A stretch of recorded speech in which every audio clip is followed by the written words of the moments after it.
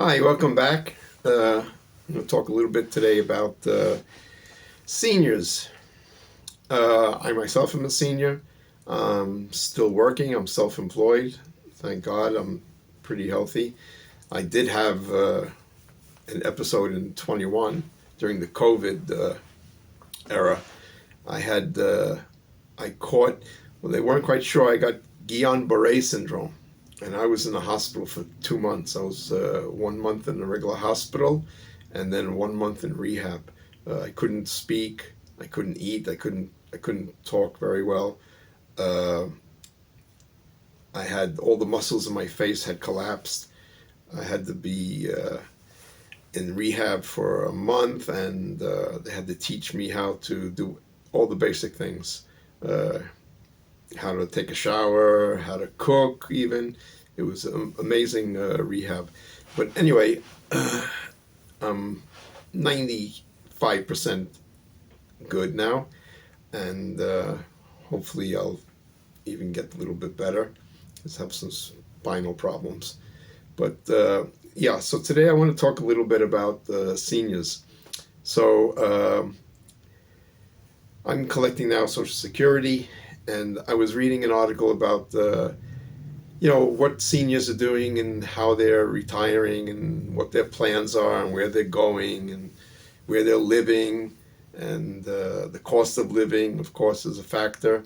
And one of the interesting things I saw was that there are actually 2 million Americans living in Mexico, which I thought that's a large number. That's a pretty, God, I didn't think that many people actually had gone to Mexico to live. But obviously, the cost of living is cheaper in Mexico.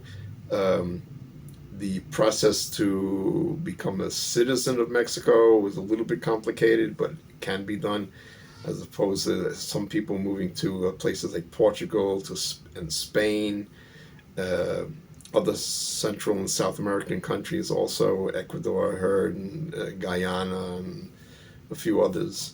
Uh, so basically, I think that people that are retiring and leaving the country is simply because they can't afford to stay here in their home country, which is a shame.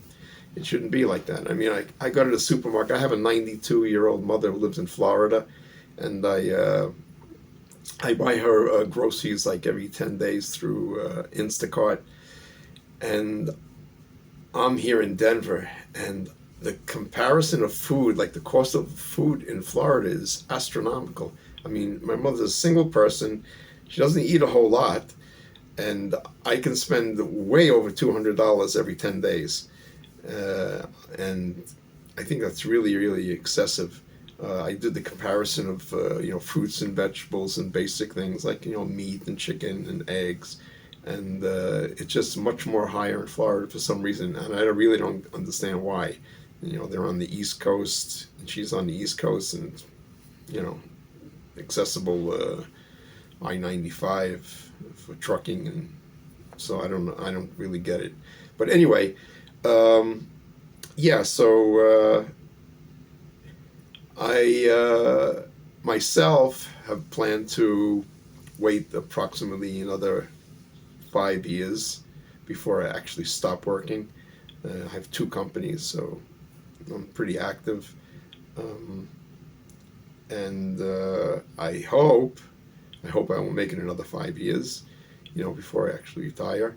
And I'm not quite sure where I'm going to live. Obviously I have to think about it. A lot of seniors and retirees go to Florida, but Florida is not the only option in the country. Obviously, there are other places that you can, live. Just about the cost of living that's astronomical. I mean, my HOA here in Denver is $1,000, but we have some units in my building that are paying over $2,000 just in HOA fees. But mind you, that some of the units are quite expensive, close to $1 million. Uh, I have a smaller unit, so I have a two-bedroom, so it's not that bad. It's $1,000 a month. My mother, on the other hand, she's in Florida, and she's paying approximately $800 in HOA, and she's on a very fixed income as well. She's living off Social Security, and I supplement her, whatever I need to. Um, so yeah, I'm just worried, overall, the system, our Social Security system, as they were talking about, the politicians talking about that we're going to run out of money. I don't know, like 2035, I believe they're saying, and they're looking to increase the retirement age between 69 to 70.